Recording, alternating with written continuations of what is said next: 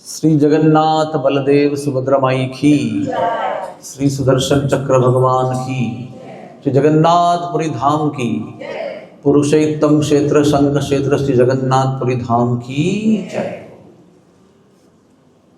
श्रील प्रभुपाद की जय। श्री श्री राधा गोपीनाथ भगवान की जय। अभी हम श्री जगन्नाथ जी के कुछ विशेष मंत्रों का उच्चारण करेंगे। बहुत पवित्र मंत्र हैं। नीलाचल निवासाय नित्याय परमात्मने बलभद्र सुभद्रायां जगन्नाथाय ते नमः। हे नीलाचल निवास में, नीलाचल पर्वत पर निवास करने वाले नित्य परमात्मा जगन्नाथ जी, आपको, आपके भाई बलभद्र और आपकी बहन सुभद्रा जी को हम नमस्कार करते हैं। देवदेवं जगन्नाथ प्रपन्नार्ति विनाशन त्राहि मां पुंडरीकाक्ष पतितं भवसागरे। हे देवों के देव जगन्नाथ, जो सबके प्रपन्न यानी जो शरणागत भक्त हैं, जो शरणागति को प्राप्त कर चुके हैं, समर्पित हो चुके हैं, उनकी आरती यानी उनके सारे दुखों को, कष्टों को निवारण करने वाले, नाश करने वाले हैं। हे पुंडरिक अक्ष यानी जिनकी आंखें कमल दल की तरह है, पुंडरिक अक्ष, जिनकी आंखें पुंडरिक यानी कमल दल की तरह हैं, कृपया मेरी रक्षा कीजिए, मैं इस भवसागर में गिर पड़ा हूँ। पतितम भवसागरे। नमस्ते जगत आधार जगद आत्मन नमोस्तुते कैवल्य त्रिगुणातीत गुणांजन नमोस्तुते। इसका अर्थ है, हे भगवान, आप जगत के आधार है, आप जगत की आत्मा है, आपको हम बार बार प्रणाम करते हैं। आप जो इस विश्व में तीन गुण होते हैं, सत्व रज तम, इन सबके परे हैं, यानी विशुद्ध सत्व गुण में निवास करते हैं। आप गुणों के सागर हैं, आपको हम बार बार प्रणाम करते हैं। अभी हम बलदेव जी को प्रणाम करेंगे। बलदेव जी पर आप ध्यान कीजिए। नमस्ते बलिनाम श्रेष्ठ नमस्ते धरणीधर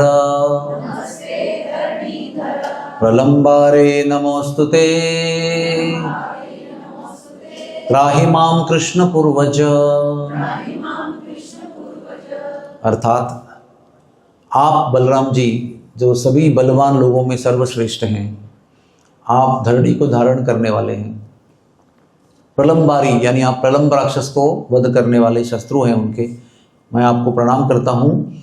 और हे कृष्ण के पूर्वज यानी कृष्ण के बड़े भाई, ज्येष्ठ भ्राता, मैं आपको प्रणाम करता हूँ, आप मेरी रक्षा कीजिए।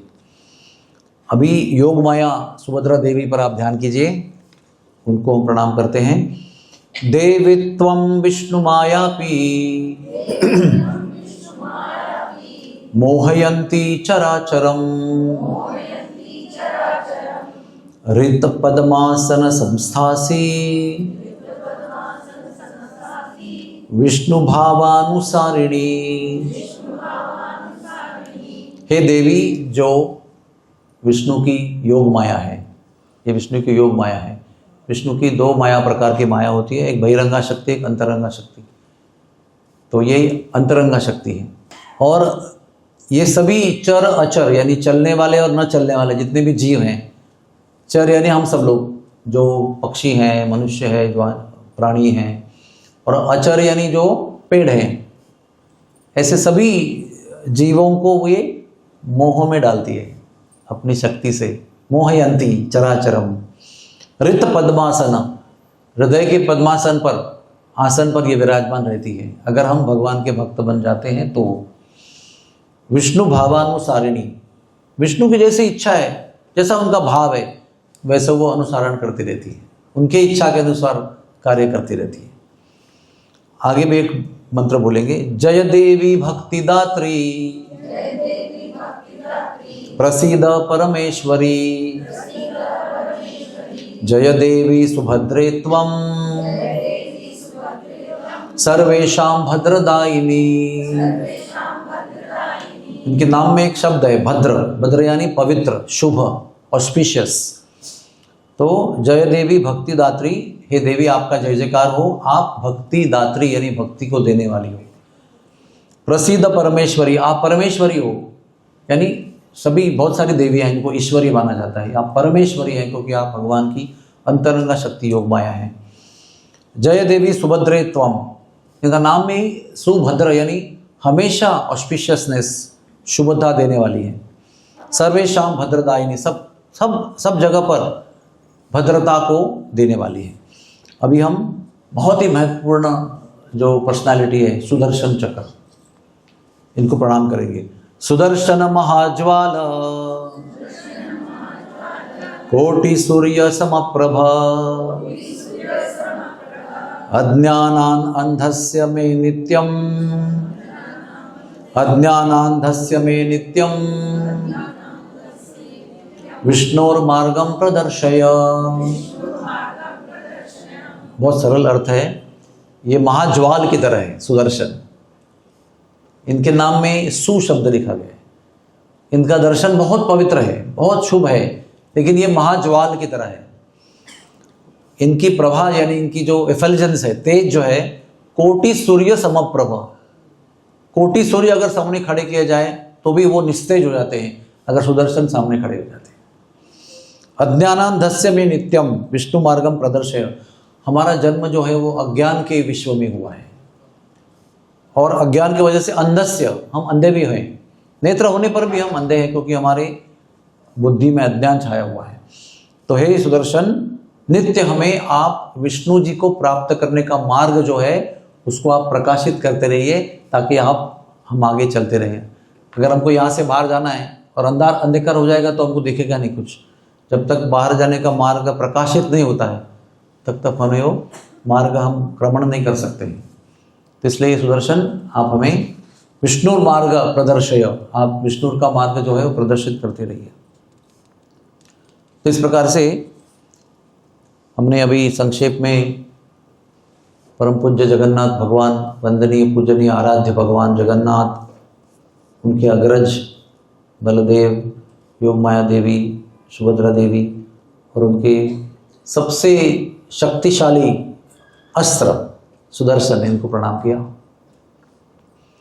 अभी हम थोड़ा देर के लिए जगन्नाथ को निहारेंगे, हाँ, क्योंकि हम जगन्नाथ जी का उत्सव बनाने आए हैं तो हमारा सारा ध्यान जो है वो 100% उनके ऊपर केंद्रित होना चाहिए। तो जगन्नाथ जी को आप देखिए, जगन्नाथ जी का शरीर जो है बड़ा विचित्र है ना। उनके हाथ है लेकिन उनके पंजे नहीं हमारे जैसे, और उनके पैर है ही नहीं, उनका बहुत बड़ा शरीर है। तो बड़ा प्रश्न उठता है मन में कि ऐसे क्यों है ये।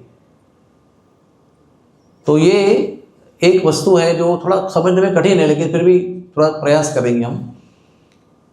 प्रेम जो होता है भगवान के लिए वो 8 प्रकार का होता है।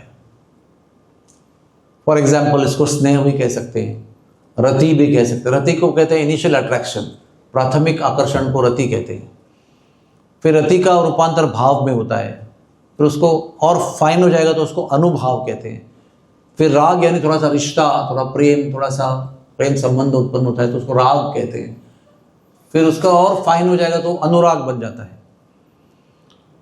फिर एक विचित्र भाव है, ऑफकोर्स प्रेम तो मैंने पहले बता दिया, प्रेम तो एक जनरल टर्मिनोलॉजी है कि प्रेम के विविध अंग हैं, रति, स्नेह, भाव, अनुभाव, राग, अनुराग। बीच में एक आता है मान। मान जो है वो हमारी दुनिया में जब हम किसी पर गुस्सा करते तो उसको अभिमान कहते हैं। अभिमान मटेरियल होता है, लेकिन ये मान जो है वो स्पिरिचुअल होता है। अब इसमें अंतर क्या है, जब मेरे स्वार्थ के लिए मैं नाराज हो जाता हूँ तो उसको अभिमान कहते हैं। जब मैं जिस पर प्रेम करता हूँ उसके प्रेम की वृद्धि करने के लिए नाराज हो जाता हूँ तो उसको मान कहते हैं। तो राधा रानी जो है वो अभिमान नहीं करते, राधा रानी मान करती है। राधा रानी की लीला को अभिमान लीला नहीं कहते हैं, उसकी लीला को मान लीला कहते हैं। क्योंकि मान राधा रानी क्यों करती है, क्यों रूठ जाती है, क्योंकि हर एक बार जब वो मान करती है तो उनका प्रेम जो है एक दूसरे का वो अनंत गुणित हो जाता है, बढ़ जाता है। तो राधा रानी कभी भी कृष्ण के आनंद के अलावा अन्य किसी हेतु से कोई भी कार्य नहीं करते, मान भी नहीं करती। तो एक अंग है मान, और ये 8 अंग जब मिल जाते हैं तो उसको महाभाव कहते हैं। ये महाभाव ये अनुभाव भाव से अलग है। ये सबका जब एकत्र होता है ना, जब मिल जाता है तो वो महाभाव निर्माण होता है। और वो महाभाव इतना दुर्लभ है कि वो राधा रानी के तरफ से उसका उगम होता है। राधा रानी उसका उगम स्थान है। She is the creator, she is the producer. उगम स्थान है वो महाभाव का। और क्योंकि कृष्ण उन पर प्रेम करते हैं, वो कृष्ण पर प्रेम करती है, तो उनसे वो महाभाव कृष्ण को प्राप्त हो जाता है।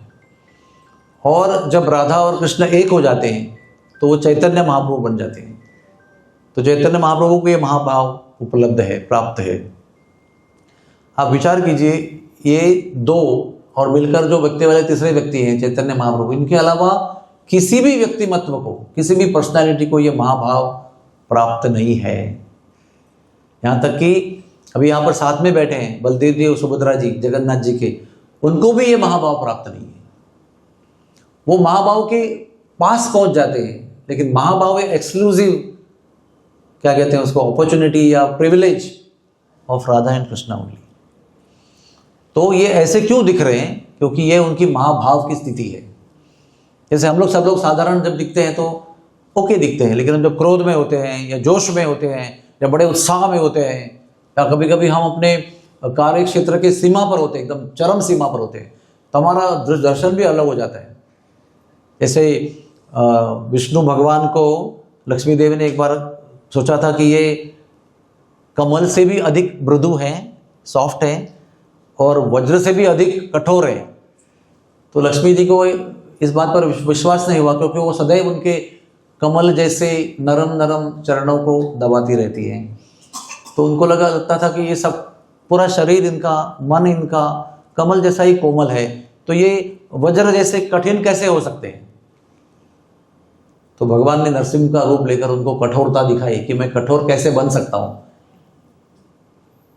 तो ये भगवान का जो स्वरूप है वो विष्णु जैसा नहीं है। विष्णु आराम से खड़े आशीर्वाद दे रहे हैं, लेकिन जब वो जोश में आ जाते हैं, क्रोध में आ जाते हैं, तो वो नरसिंह बन जाते हैं, है ना। तो हर एक का एक एक भाव है। तो ये हमारी जगन्नाथ जी का महाभाव है। इसका इतना महत्व है कि आप उनके चेहरे को देखिए, इसमें अंदर 3 रंग है। एक काला रंग है कई जगह पर, एक सफ़ेद रंग है और एक लाल रंग है। दिखाई पड़ता है आपको? तो ये 3 रंग उनके शरीर के विशेष रंग हैं। और उनके शरीर में देखो 2 बड़ी बड़ी चेहरे पर आंखें हैं, इतनी बड़ी बड़ी है, वो महाभाव का लक्षण है। वो आंखें इतनी बड़ी बड़ी है और कान तक पहुंची हुई है, और उसमें पलकें नहीं है, उसको कहते हैं अपलक आंखें। जैसे कभी कभी हम एक टक देखते हैं ना किसी को, पलक न झपकते हुए, तो उसको कहते हैं अपलक देख रहे हैं। तो उनके पलकें है ही नहीं, उस भाव में पलकें नष्ट हो जाती है, क्योंकि वो एकाग्रता से एक टक होकर देखते रहते हैं। और जब भी कोई माँ होती है ना, अभी माँ को अपने बालक को देखने में कभी भी बोर नहीं होता है। माँ अपने बालक को, नवजात शिशु को कितने भी घंटे एक टक देख सकती है। किसी के हाथ में देंगे 2 मिनट वो वापस कर देंगे आपको, लेकिन आपके हाथ में अगर आपका बालक होगा तो आप कई घंटे उसको निहार सकते हैं, देख नहीं सकते, निहार सकते हैं, है ना। तो जब जगन्नाथ अपने प्रियजनों को देखते हैं तो वो अपलक देखते हैं, और उनके नेत्रों में वो लालिमा आ जाती है, पेरिफेरी में, परिधि में। इसलिए वो लाल जो सर्कल है ना, वो ऐसे ही डिज़ाइन के लिए नहीं बनाया है। वो उनके अति उत्कट हमारे प्रति जो प्रेम है, हम सब जीवों के प्रति जो उनका प्रेम है, जब हम उनके सब बालक हैं तो उनके प्रति जो प्रेम जताते हैं, उस प्रेम के कारण उनके आंखों में, परिधि में वो लालिमा अपने आप आ जाती है। और फिर वो सफ़ेद रंग का, जो हम उसको मेडिकल लैंग्वेज में स्क्लेरा कहते हैं, श्वेत पटल, और उसके बीच में काला रंग का जो है प्यूपिल है, पुतली आंखों की, है ना। तो ये सब उनके एक विशेष अंग है उनके शरीर के, जो हम सबको वरदान देते हैं। हम सब लोग उनको देखने जाते हैं, ये मत समझना कि हमें उनको देख रहे हैं, वो भी हमको देख रहे हैं। लेकिन उनको देखना हमारे लिए बहुत आवश्यक है, क्योंकि इसी रूप को देखकर हमारे प्रिय नारद मुनि को अनोखे प्रेम का अनुभव हुआ था। अभी नारद मुनि तो पहले से ही प्रेमी भक्त हैं, तो प्रेम से चूर हैं, भाव विभोर है प्रेम से ही भगवान नाम लेते लेते सब जगह विहार करते रहते हैं। लेकिन जब ऐसे स्वरूप में उन्होंने जगन्नाथ को देखा तो प्रेमी नारद मुनि के मन में भी, हृदय में भी एक विशेष प्रकार का अनोखा प्रेम उत्पन्न हुआ, जिस प्रेम का अनुभव करके वो स्वयं भी बहुत भाव विभोर हो गए, अचंभित भी हो गए, आश्चर्यचकित भी हो गए कि ये कैसा प्रेम मेरे मन में भगवान के प्रति हो रहा है। लेकिन उनको पता चल रहा था, साक्षात्कार हो रहा था कि ये जो रूप है भगवान का, ये मुझे उस प्रेम को दे रहा है। ये घटना मैं आपको संक्षेप में बताता हूँ। द्वारका में जब सभी रानियों ने भगवान की ब्रज की लीलाओं को सुनने का प्रयास किया, इच्छा व्यक्त की, कई बार मना किया गया, क्योंकि भगवान जब वृंदावन की लीला सुनते हैं तो वो रथ लेंगे, दारूक को बुलाएंगे, रथ को बैठेंगे और वृंदावन चले जाएंगे और फिर शायद लौट के नहीं आएंगे। तो आप लोगों अपने पति की कथा सुनना चाहते हो कि पति को चाहते हो? तो मैंने कहा नहीं, हमारे ये पति हमको चाहिए। और वो निश्चित रूप से कह रहे हैं, जब भी ब्रज की कथा होती है तो उनको ब्रज में जाने का मन करता है। जब ब्रज में जाते हैं, अगर जाएंगे तो वो बालक बन जाएंगे, वापस लौट के नहीं आएंगे। बालक बनकर वही रहेंगे, आपके पति बनकर कभी लौट के नहीं आएंगे। लेकिन एक बार फिर ऐसा आयोजन किया गया जिसमें सबने ऐसा सोचा कि क्या ऐसा नहीं हो सकता है कि ब्रज की कथा भी हो और वो आए भी नहीं और वो ब्रज में जाए भी नहीं, ऐसा भी हो सकता है ना। तो उन्होंने कमरा तय किया, जैसे हमारा कमरा है, सब दरवाजे उसके बंद कर दिए। एक दरवाजे पर सुभद्रा देवी को रखा और रोहिणी देवी जो ब्रज में थी, अकेली स्त्री जो अभी द्वारका में है, बाकी सब स्त्रियां द्वारका मथुरा यहाँ की है, यहाँ और कहीं की है, लेकिन ब्रज में रहने वाली, ब्रज में रही थी ऐसी एक ही स्त्री है, वो है बलराम जी की माता जी रोहिणी देवी। और उन्होंने सभी अपने आंखों से देखा हुआ है, आंखों देखा लीला जो है वो उन्होंने देखा हुआ है, तो उनको उनके मुख से सुनना था। तो ये सब स्क्रिप्ट बनाया, स्क्रिप्ट उन्होंने कि हम अंदर बैठ के कथा करेंगे। इसमें और एक बहुत विशेष माता जी थी, वो है देवकी माता जी, क्योंकि उन्होंने अपने बालक को केवल कुछ ही क्षणों के लिए देखा था। कुछ संवाद हुआ, फिर उन्हें बाल रूप धारण किया, फिर वो बाल रूप धारण करके एक ही बार स्तनपान कराया और तुरंत पिताजी को कहा था कि आप मुझे लेके गोकुल में जाके छोड़ के आइए। तो देवकी जी ने जन्म तो दिया था, लेकिन उन्होंने 11-12 साल तक अपने बालक का दर्शन ही नहीं हुआ। तो सब बाल लीलाओं का दर्शन कैसे होगा? जो उन्होंने माखन चुराया, वो घुटवन चले, वो तोतले तोतले बोल बोले, उनको चलना बोलना सिखाया, और उन्होंने गिरिराज पर्वत को उठाया, रास लीला किया, अनेक राक्षसों को मारा, जल क्रीड़ा किया, क्या नहीं किया उन्होंने। लेकिन ये सब केवल सुनने में आता था, देखने में नहीं मिला था। देवकी भी बहुत आतुर थी भगवान की अपने बच्चों की बाल लीलाओं को सुनने के लिए। तो रोहिणी जी बैठी, देवकी जी बैठी, रुक्मिणी जी और 16,107 अन्य पत्नियां भी बैठ गई और कथा आरंभ हुई। तो ये बढ़िया स्क्रिप्ट था। क्या स्क्रिप्ट था? इसमें क्या लिखा था कि सुभद्रा देवी दूर से देखेगी, अगर कृष्ण बलराम दूर से भी दिखाई देंगे क्षितिज पर, हॉरिजॉन पर, तुरंत दरवाजा खटखटाएगी और कथा डिसमेंटल हो जाएगी, सब लोग चले जाएंगे अपने आप, जैसे कुछ हुआ ही नहीं, ताकि वो मोहित होकर ब्रज में चला जाए। लेकिन इस स्क्रिप्ट में एक बात नहीं लिखी थी जो उनको पता नहीं थी कि सुभद्रा जी खड़ी रह पाएंगे क्या वहां पर। सुभद्रा जी भी सुनने के लिए व्याकुल है, क्योंकि उसका जन्म ही कृष्ण ब्रज लीला समाप्त होने के बाद में, जब वो आए मथुरा में, जब उन्होंने कंस का वध किया, जब उग्रसेन को मुक्त किया, अपने माता पिता को मुक्त किया, फिर दंडवत प्रणाम किया, फिर माता पिता ने कहा अभी यहीं रहो, तुमको गुरुकुल भेजना है, तुम्हारा जनीय संस्कार करना है। और फिर वो बहुत समय के बाद में एक साथ आए, क्योंकि जेल में थे वो। उसके बाद में सुभद्रा का जन्म हुआ है। तो सुभद्रा का जन्म ही ब्रज लीला के बाद में हुआ है, तो उसको भी उत्सुकता है कि हमारे दोनों भैया की ब्रज लीला हमको सुनना है। तो वो बड़ी उत्सुक थी। तो वो कैसे खड़ी है दरवाजे पे, एक दरवाजे पे कान लगाया है और दृष्टि बाहर है उसकी, क्योंकि उसको अंदर भी सुनना है और बाहर भी देखना है, दोनों काम करना है। लेकिन वो उसे भी पता नहीं था कि क्या होने वाला है। जैसे ही अंदर निश्चिंत होकर, अभी कोई चिंता ही नहीं है, ऐसा पहरेदार खड़ा कर दिया है कि उनके आने के पहले खबर कर देंगे, तो तब तक हम आराम से सुनेंगे। जैसे ही ब्रज लीला, रोहिणी जैसे परम प्रिय, परम वत्सल, परम वात्सल्य रस की मूर्ति है वो, उनके मुख से जब भी बाल लीलाओं का वर्णन शुरू हुआ तो सुभद्रा देवी भाव विभोर हो गई। उनके शरीर में प्रेम के अतिरेक से परिवर्तन होने लगे, उनकी आंखें बड़ी बड़ी होने लगी, मुख में बड़ी बड़ी मुस्कान होने लगी, शरीर में रोमांच होने लगा, कंठ गदगद हुआ, आंखों से अश्रु बहने लगे, आंखें बड़ी बड़ी कान तक पहुंच गई। ऐसे प्रेम के कारण, प्रेम के अनुभव के कारण विचित्र लक्षण निर्माण हुए और वो वहां पर बेहोश होकर गिर गई। ये स्क्रिप्ट में लिखा नहीं था, तो बाहर अंदर में लोगों को लग रहा था कि कुछ दस्तखत तो नहीं हो रहा है, तो चलते रहने दो कथा। और निश्चित रूप से कृष्ण बलराम वहां पर आए। देखिए, जहां पर भी कृष्ण बलराम की कथा होती है, उनके बारे में वर्णन होता है, उनके लीलाओं का श्रवण होता है, वहां पर वो आते ही हैं। इसका अर्थ यह है कि अभी भी वो हमारे बीच में है, इसमें भी है और इसमें भी बैठे हुए गुप्त रूप में। हाँ, वहां बैठकर भी सुन रहे हैं, इधर भी बैठ कर सुन रहे हैं। राम लक्ष्मण भी आते हैं, कृष्ण बलराम भी आते हैं, हनुमान जी आते हैं, सारे ऋषि मुनि आते हैं, नारद मुनि, अंगिरा मुनि, व्यास मुनि, वशिष्ठ मुनि, सब लोग आ जाते हैं। सारे जितने संत हैं विश्व के, जहाँ पर कृष्ण कथा होती है, वो सुनने के लिए आते हैं। इसलिए हमें अभी आजकल हम लोग यूट्यूब में सुनते हैं, फेसबुक में देखते हैं, टीवी पर देखते हैं, अच्छी बात है, बहुत व्यस्त है तो जाने को समय नहीं मिल रहा है तो देख सकते हैं, लेकिन जब जब हमको मौका आता है तब हमें प्रत्यक्ष जाकर भगवान की कथा सुननी चाहिए, क्योंकि हरि कथा कलयुग में सबसे बड़ा वरदान है, सबसे बड़ा वरदान जीवों के उद्धार के लिए, कल्याण के लिए, सब चिंताओं से मुक्त होने के लिए, मोक्ष प्राप्त करने के लिए, भगवान का प्रेम प्राप्त करने के लिए हरि कथा और हरि नाम, इससे आसान और कोई मार्ग नहीं है। और इन दोनों में से अगर आपको तय करना है कि इसमें बेस्ट कौन है, तो हरिनाम तो बेस्ट है, लेकिन जब हम हरिनाम करते हैं तो कभी कभी सो जाते हैं, कभी कभार ध्यान भटक जाता है। लेकिन जब भगवान की कथा चलती है तो ध्यान हरिनाम के जप से भी आसानी से लग जाता है, मन अपने आप लग जाता है। इसलिए पावर में हरिनाम सबसे ज़्यादा पावरफुल है, लेकिन हम लोग उसको पावरफुली कर नहीं पाते हैं। इसलिए अगर हमारी स्थिति में कोई सर्वश्रेष्ठ वस्तु है तो वो हरि कथा है। बालक को भी स्टोरी सुनने में बड़ा मज़ा आता है कि नहीं?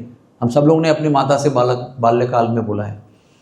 तो इस प्रकार से हरि कथा होते ही, ब्रज की कथा होते ही कृष्ण बलराम वहाँ प्रकट हो गए। सबसे बड़ा आश्चर्य लगा कि बहन जी ऐसे क्यों गिरी है, दरवाजे सब बंद क्यों हैं? तो उन्होंने भी दोनों तरफ जाके कान लगाए, क्या चल रहा है, कुछ चल रहा है। तो उनको अंदर रोहिणी मैया के मुख से बहुत मधुर ब्रज लीला, उनके बारे में बाल लीला का वर्णन क्रमशः सुनने को मिला। तो वो सुनने लगे, वो भाव विभोर हो गए, उनके शरीर में परिवर्तन होने लगे। उनके शरीर में जब परिवर्तन हुए तो वो कई प्रकार के परिवर्तन हुए। ये उसका फाइनल सिचुएशन है। इस सिचुएशन में वो एकदम झट से नहीं आए। कभी उनके हाथ बहुत लंबे हुए, 15-15 फीट लंबे हुए, पैर 15-15 फीट लंबे हुए, हर एक जोड़ों में अंतर निकला। कभी अंदर कम हो गया, वो अंदर चले गए। कभी आंखें बड़ी बड़ी हो गई, पलकें गायब हो गई। इस प्रकार के अष्ट विकार हैं, 8 प्रकार के परिवर्तन होते हैं जब अति प्रेम का अनुभव होता है। कभी कभी कंठ से आवाज़ें निकलती है। समझो आपका बेटा अभी एकदम फर्स्ट आ गया नीट एग्जाम में, समझो, तो आप अपनी खुशी को व्यक्त नहीं कर पाएंगे, आपका कंठ गदगद हो जाएगा।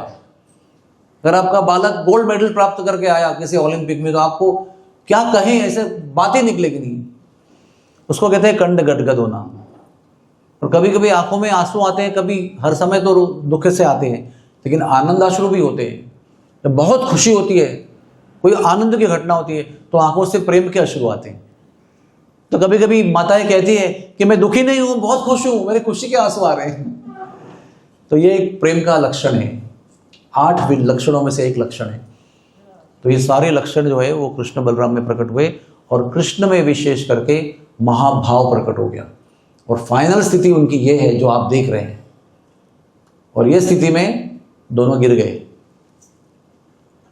अभी अंदर तो पता ही नहीं कुछ, धूमधाम से कथा चल रही है, और बीच में अंदर में क्या हुआ, अंदर में जब भी बहुत सुंदर कथा चल रही थी, तो कथा भी ना अपने अपने भाव से चलती है।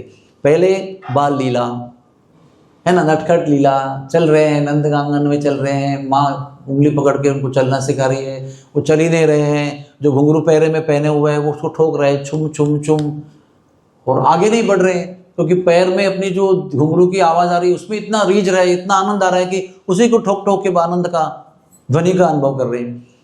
तो यशोदा मैया रोहिणी से कह रही है, अरे देखो कैसे हमारे बालक है, चल ही नहीं रहे हैं, वो घुंघरू पहने उसमें आवाज़ भी रीझ रहे हैं, उनको चलना भी चाहिए ना।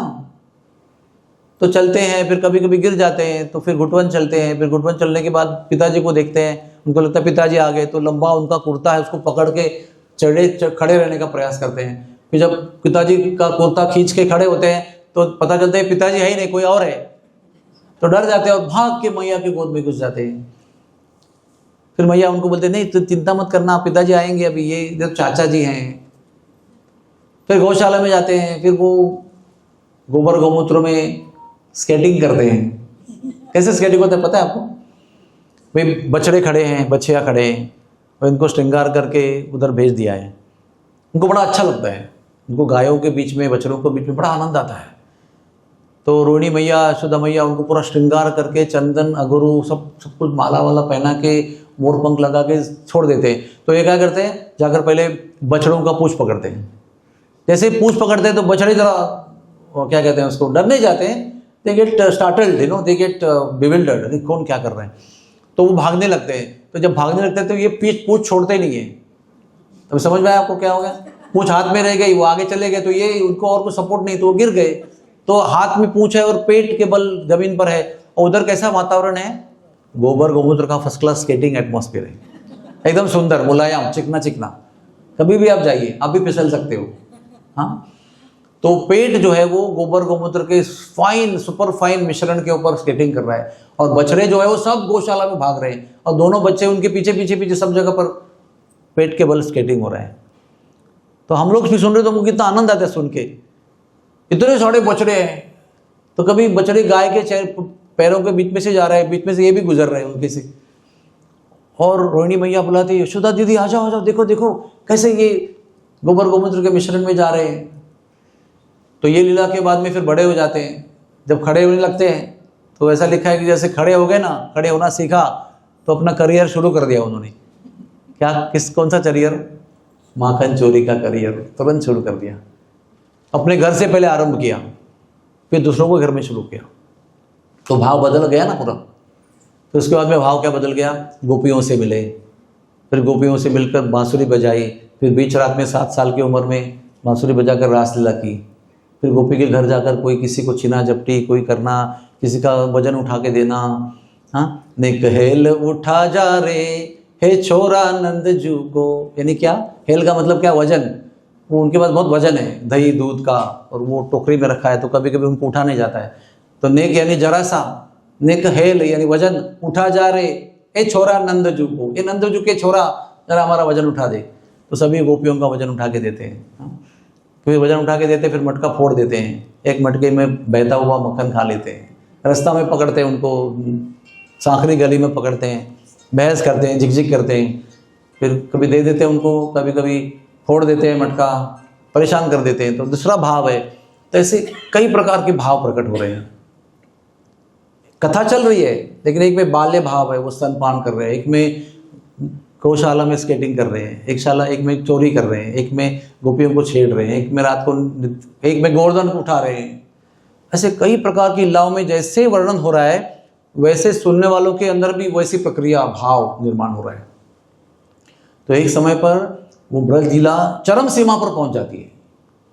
तो जब चरम सीमा पहुंच जाती है तो अचानक उस लीला के, इसे समझो रोहिणी मैया बैठी हुई है, आप सब लोग रानियां हैं कृष्ण की, और देवकी मैया बैठी हुई है, सब कथा सुन रहे हैं। अचानक हमारे बीच में 2 बालक प्रकट हो जाते हैं, कृष्ण और बलराम, ऑलमोस्ट नग्न अवस्था में। हाँ, केवल अलंकार से उनका कुछ शरीर ढका हुआ है, लेकिन सब अलंकार ही अलंकार है। माला पहनी हुई है, एक हाथ में मक्खन है, एक हाथ में मथनी है दही मंथन करने की, और ऐसे एकदम क्या कहते हैं ना, बिविल्डर्ड कंडीशन में, भ्रमित भाव में ऐसे देख रहे हैं इधर उधर। तो जब वो प्रकट हुए ना, तो देवकी मैया ने इस स्वरूप में कृष्ण को देखा नहीं था, तो नवजात इन्फेंट बेबी को देखा था, जो खड़े नहीं हो सकते। अब ये खड़े होते हुए हो सकता है 1 साल के 1.5 साल की उम्र के आकार के अवस्था में उन्होंने दर्शन किया।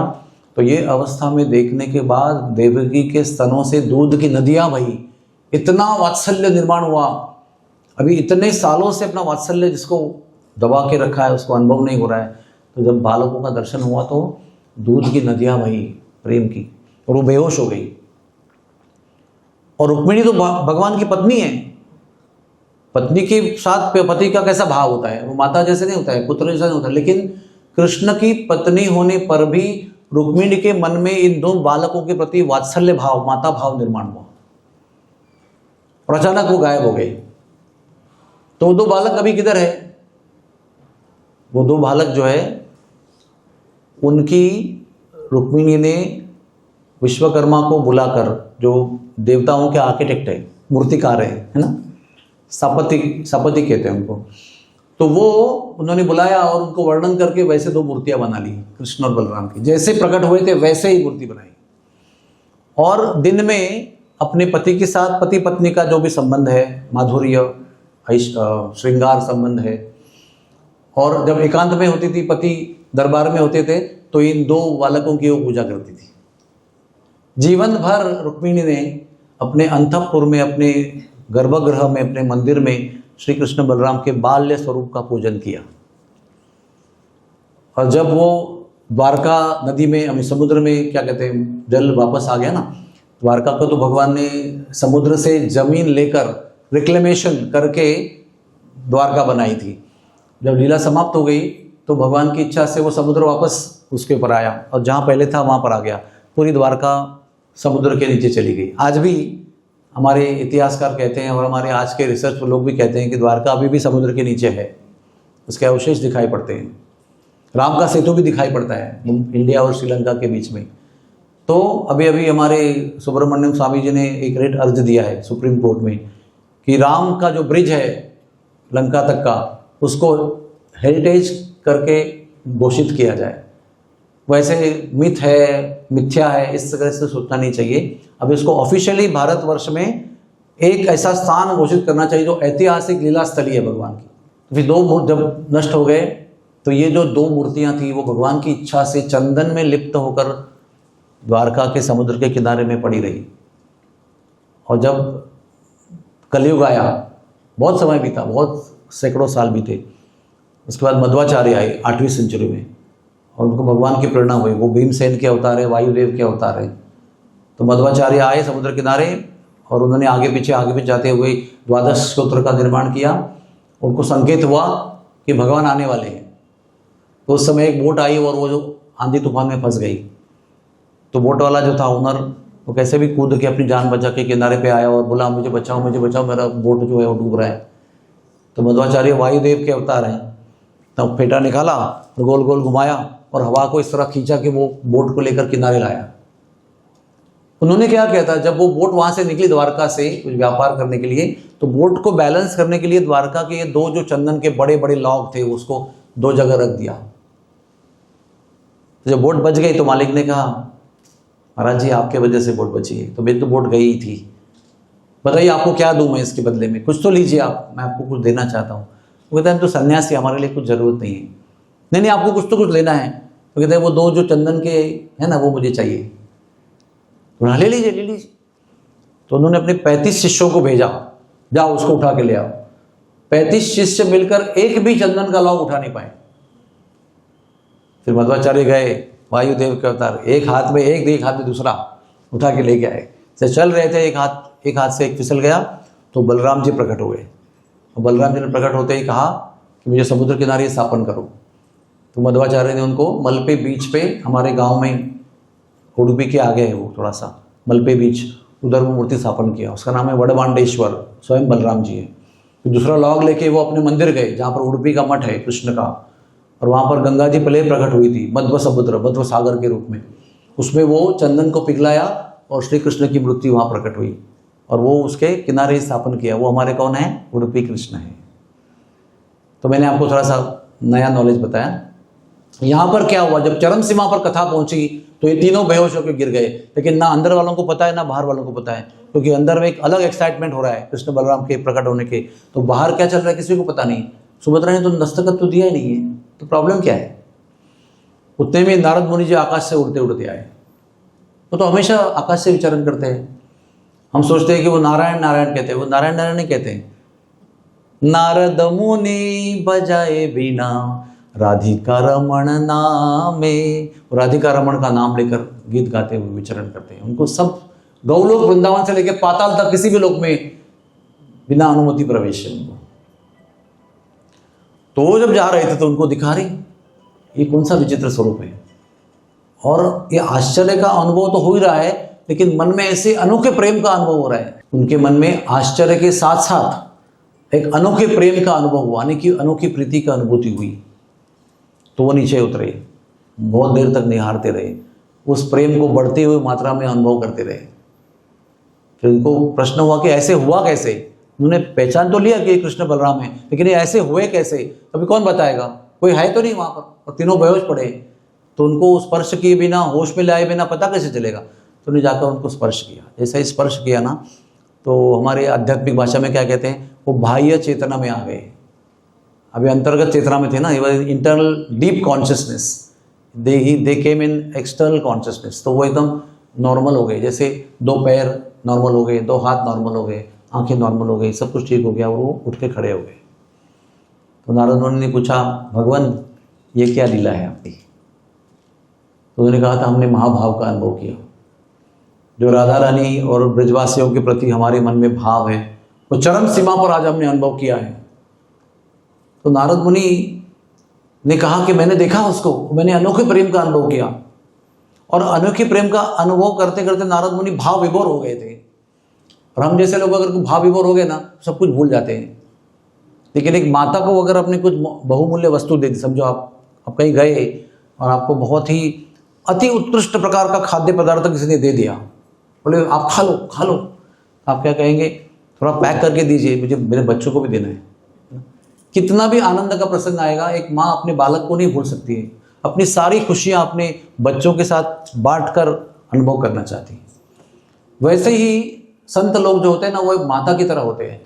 वो सभी बद्ध जीवों के प्रति करुणा रखते हैं। कभी भी स्वयं भक्ति में, आध्यात्मिक जीवन में अति उत्कृष्ट श्रेष्ठ आनंद को अनुभव करते समय भी बद्ध जीव जो दुख भोग रहे हैं उनको नहीं भूलते। वो तो इतने आनंद के सागर में डूब रहे, फिर भी उन्होंने कहा, भगवान मुझे आप एक आशीर्वाद दीजिए, एक वादा कीजिए, एक वरदान दीजिए मुझे आप, कि आप इसी रूप में भौतिक विश्व में जन्म लेंगे, इसी विश्व में, भौतिक विश्व में दर्शन देंगे, ताकि जितने अनंत कोटि लोग, अनंत अब्जावधि लोग यहाँ पर आपको छोड़कर शरीर धारण करके जन्म मृत्यु का दुख भोग रहे हैं, वो आपके पास आएंगे, आपको देखेंगे। तो जैसे मेरे मन में अनोखी प्रीति का अनुभव हुआ, वैसे उनके मन में भी अनोखी प्रीति का अंकुर जागृत हो उठेगा, और सब कल्याण उनका होगा और भगवत धाम को प्राप्त करेंगे। तो उस समय भगवान ने नारद मुनि को आश्वासन दिया कि मैं आऊँगा, इसलिए वो आए हैं। इसलिए इस दर्शन हमको प्राप्त है, क्योंकि बिना किसी संत के भगवान की कोई भी कृपा प्राप्त नहीं हो सकती। कोई भी चीज़ हो, अगर भगवान के भक्त का उसमें आशीर्वाद नहीं है, या अंतर्भाव नहीं है, या इन्वॉल्वमेंट नहीं है, तो हम तक भगवान की कृपा पहुंच नहीं सकती है। जितने भी राक्षस भगवान ने मारे हैं ना, वो क्यों मारे पता है? क्योंकि हर एक राक्षस ने किसी न किसी संत का अपराध किया है। एक अहंकार में, मस्ती में, बल के मद में चूर होकर उन्होंने कहीं ना कहीं जाकर संतों का गैर व्यवहार किया है, इररिस्पॉन्सिबल बिहेवियर किया है, इंसल्टिंग बिहेवियर किया है। तो उन संतों ने उनके कल्याण के लिए उनको शाप दिया है। जैसे जय वो थे ना, नल कुबेर मणिग्रीव, जो शराब की नशा में अप्सराओं के साथ मंदाकिनी नदी में ऐसा निर्लज्ज व्यवहार कर रहे थे। नारद मुनि आए, फिर भी वो ऐसे ही चलते रहे। नारद मुनि को लगा इतने बड़े कुबेर देवता हैं, भगवान के देवताओं के कोषाध्यक्ष हैं, ट्रेजरर हैं, वो इतने बड़े पोस्ट में हैं, वो इतने सम्मान प्राप्त है, उनके पुत्र देखो कैसे बिगड़े हुए हैं। तो उन्हें शाप दिया कि तुमको इतना नग्न होकर चलने का शौक है, जाओ पेड़ बन जाओ।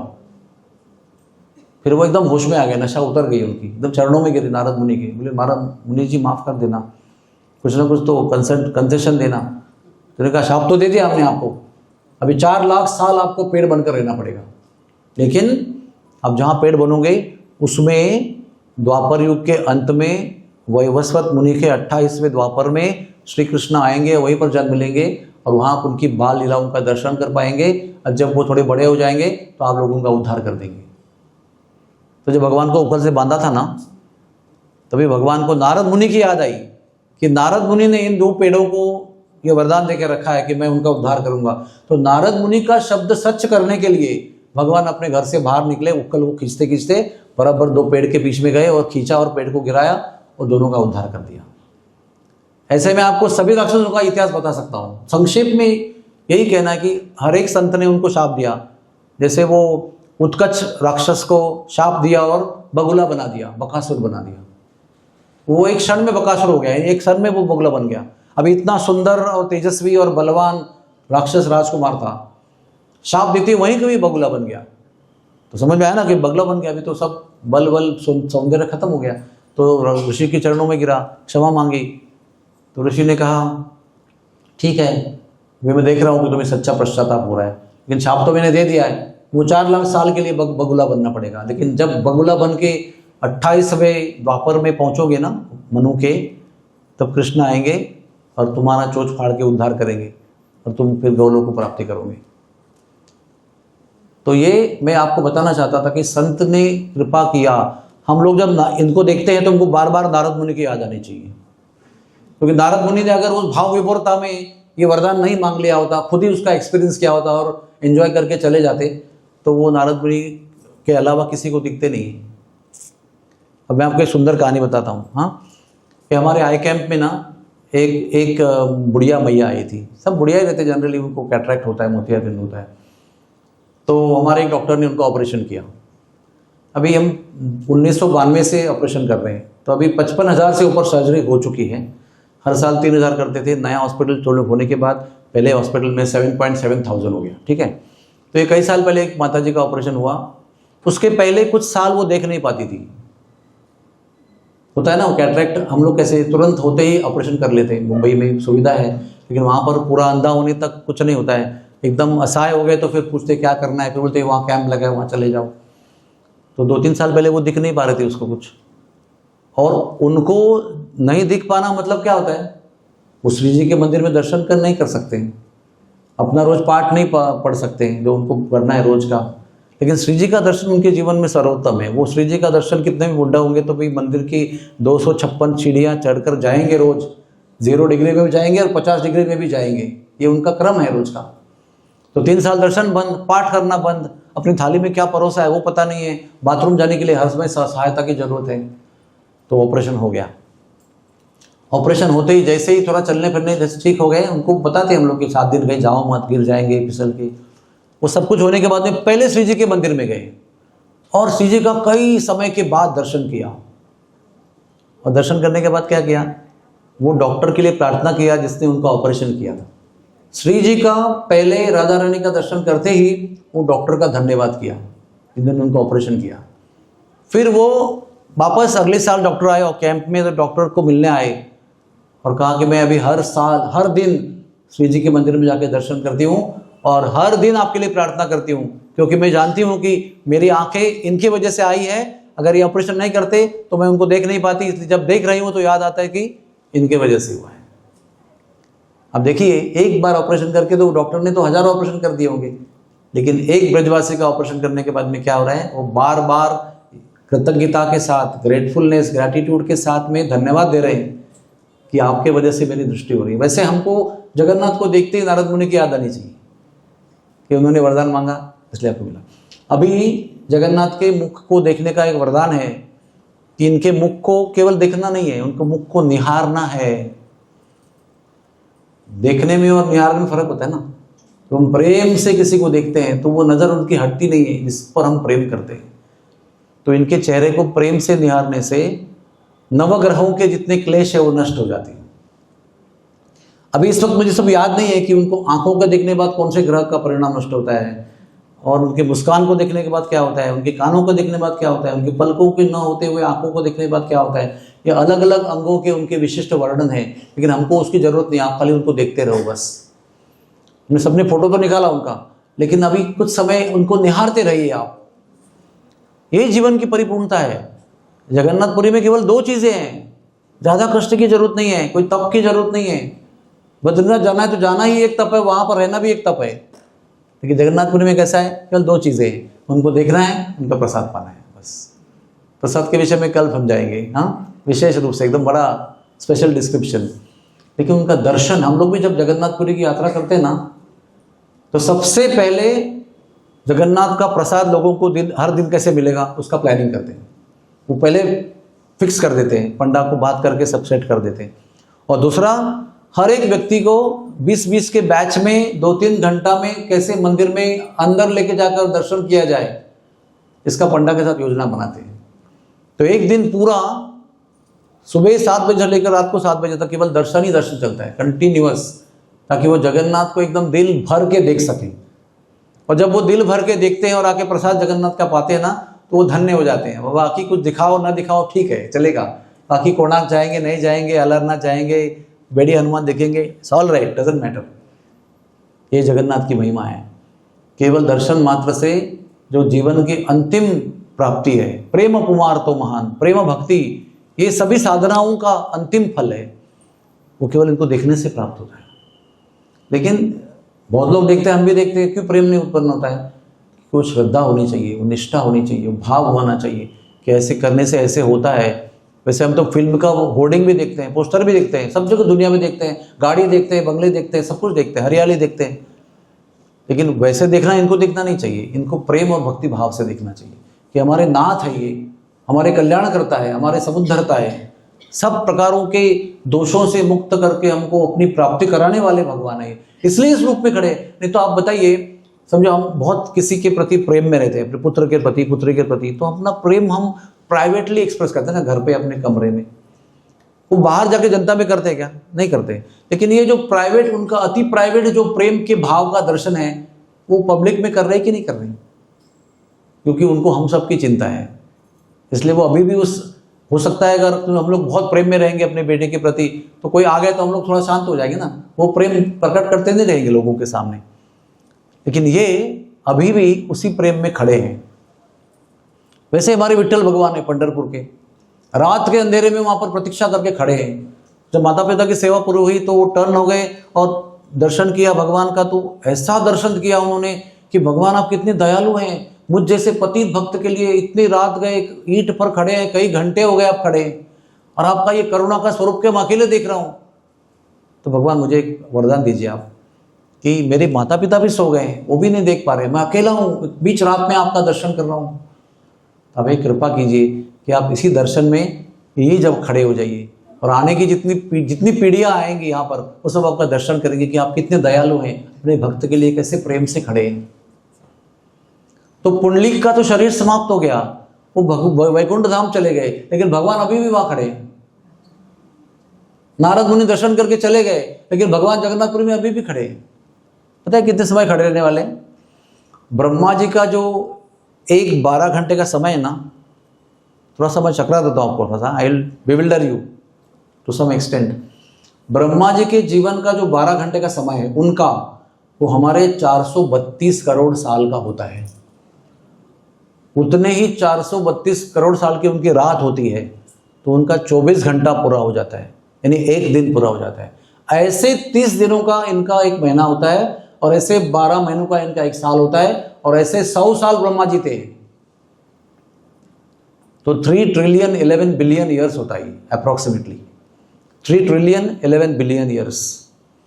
इसमें जब आधा समय समाप्त होता है, यानी ब्रह्मा के 50 साल समाप्त होते हैं, तो 50 साल तक नील माधव के रूप में भगवान जगन्नाथपुरी में नीलाद्री नीलाचल में उपस्थित रहते हैं।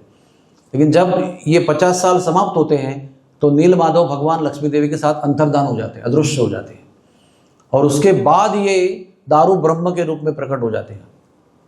दारू यानी लकड़ी, ब्रह्म यानी पर ब्रह्म। तो भगवान जब लकड़ी के स्वरूप में प्रकट होते तो उनको दारू ब्रह्म कहते हैं। तो ये दारू ब्रह्म के रूप में कब प्रकट होते हैं? जब ब्रह्मा जी के प्रथम 50 साल पूरे हो जाते हैं। तो कहते हैं राधा रानी का जो विरह है वो अथाह सागर की तरह है, ना उसकी डेप्थ किसी को पता है, ना उसका विस्तार किसी को पता है। अनंत विस्तार और अनंत गहराई के साथ वो राधा रानी के प्रेम विरह का सागर है। उसमें ये दारू ब्रह्म भगवान जगन्नाथ जी तैर रहे हैं प्रेम विरह सागर में, उसका अनुभव करने के लिए वहां पर आए वो। तो अभी ब्रह्मा जी के अगले 50 साल, यानी हो सकता है 1.60 ट्रिलियन ईयर्स, क्योंकि 3.11 बिलियन ट्रिलियन ईयर्स का हाफ कितना हो गया? 1.60, ऑलमोस्ट 1.60 ट्रिलियन ईयर्स तक अभी ये खड़े रहेंगे। हम लोगों को कितनी पीढ़ियाँ आएंगी जाएंगी, नारद मुनि तो कब के देख के जा चुके हैं, उन्होंने इनको प्रकट करने में मदद किया था। तो तब तक खड़े क्यों रहेंगे? क्योंकि उनको हम सब पर प्रेम है, वो सब हमारे से हम सबसे, राधा रानी के विरह में तो है ही, लेकिन हम सबके विरह में भी है, क्योंकि हम सब उनको छोड़कर यहाँ जिंदगी जी रहे हैं और वो चाहते कि हम उनके पास चले जाए वापस। तो ऐसे उनको नारद मुनि की दया से, राजा इंद्रद्युम्न के इच्छा से, वो ब्रह्मा जी के प्रथम 50 साल पूर्व होने के बाद में दूसरे 50 साल के शुरुआत में प्रकट हुए। उनको नीलाचल, नीलाद्री, नील पर्वत पर विराजमान किया गया, जहाँ पर पहले नील माधव जी थे। लेकिन वो ओरिजिनल प्रकट हुए समुद्र में, बंगाल का उपसागर, बंगाल्स बे ऑफ बंगाल, जिसको लवण सागर कहते हैं।